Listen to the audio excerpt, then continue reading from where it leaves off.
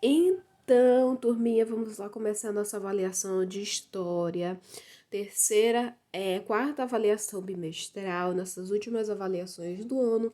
Muita atenção a todas as orientações. Então, com uma caneta, preencha aqui o nome da escola completo, Colégio Conexão Maranhense, tá? O nome da escola não é só Colégio Conexão, e seu nome completo. Coloque a data de hoje e também a turma. Todo esse campo deverá ser preenchido de caneta, certo? Então, vamos lá começar a nossa avaliação. Boa avaliação a todos. Então, aqui a gente já tem dois textos, texto 1 e texto 2, e diz assim, texto para as questões 1 e 2. Então, você vai ler esse primeiro texto, que é o texto 1, e depois o texto 2. E aí você vai responder. Primeira questão.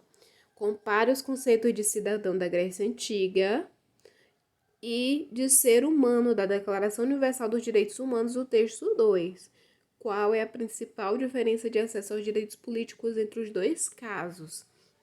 Então, quando a gente estudou, a gente viu que os cidadãos da Grécia Antiga precisava ter uma série de quesitos para ser considerados cidadãos. E hoje em dia, não precisa desse monte de termos. Então, você vai comparar o cidadão da Grécia Antiga e o cidadão da Declaração Universal dos Direitos Humanos, certo?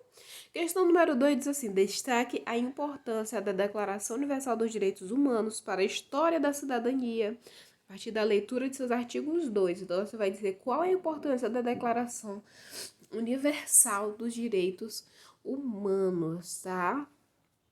Questão número 3, preencha os espaços vazios a seguir. Então, essa questão é sobre a Revolução Francesa, tá? Então, você vai preencher esses 6 espaços, de acordo com tudo aquilo que estudamos. Então, tem assim, ó, a Revolução Francesa foi um movimento que aconteceu em reação a um tipo de governo denominado...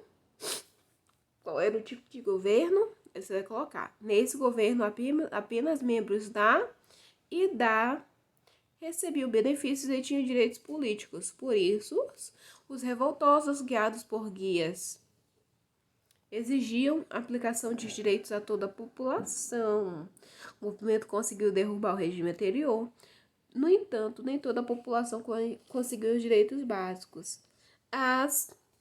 Por exemplo, não foram incluídas na Declaração dos Direitos Humanos e do Homem. Certo? Então, vocês irão responder essa questão 3. Vocês irão preencher de acordo com tudo aquilo que foi estudado. Questão 4, leia o texto e depois responda o que se pede. Então, você vai ler esse textinho e depois você vai responder. Letra A, qual é o evento destacado no texto? Então, você vai responder. Letra B, de acordo com o que está escrito, qual foi a causa do movimento? Certo? Então, vocês irão responder aqui.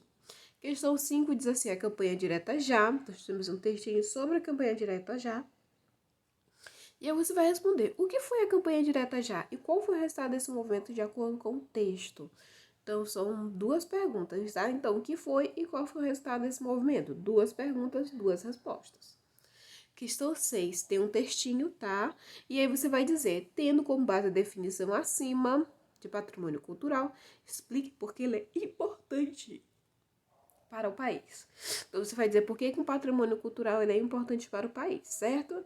A questão 7 tem um texto novamente que vocês precisam ler e está pedindo para você explicar o que são considerados patrimônios naturais. Então, vocês irão explicar o que são patrimônios naturais, certo? Questão 8, nós temos Unesco reconhece os mariachis como patrimônio da humanidade. Nós temos um textinho aqui, né, uma fotinho. E tendo em vista o texto e a imagem, responda. Letra A, justifique por que a música dos mariachis é considerada um patrimônio cultural. Letra B, identifique um tipo de patrimônio. Não, identifique que tipo de patrimônio a música mariachis seria. Seria material ou imaterial? Aí você vai responder. E por quê? Então, você vai dizer se essa música é material ou imaterial e também você vai justificar. Questão 9. Leia o texto, tá? E diz assim, cite 2 exemplos do patrimônio material tombados com base na definição apresentadas, tá? Então, você vai citar 2 exemplos de patrimônios imateriais do Brasil. A gente viu que o Brasil atualmente tem 5 patrimônios imateriais tombados pela Unesco, certo? Então, vocês vão precisar citar só 2 aqui. E a questão 10 tem assim, observe a fotografia de Ouro Preto em Minas Gerais. E diz assim, cite um exemplo de patrimônio cultural presente na fotografia de Ouro Preto. Então, que tipo de patrimônio cultural nós temos em Ouro Preto? Isso aqui com base na leitura do livro, né? Dos patrimônios materiais, vocês conseguem responder. E assim nós finalizamos a nossa avaliação de história. Boa avaliação a todos. Se qualquer dúvida é só chamar. Lembrando que quando vocês finalizarem, vocês precisam me enviar uma fotinho no grupo, no PV.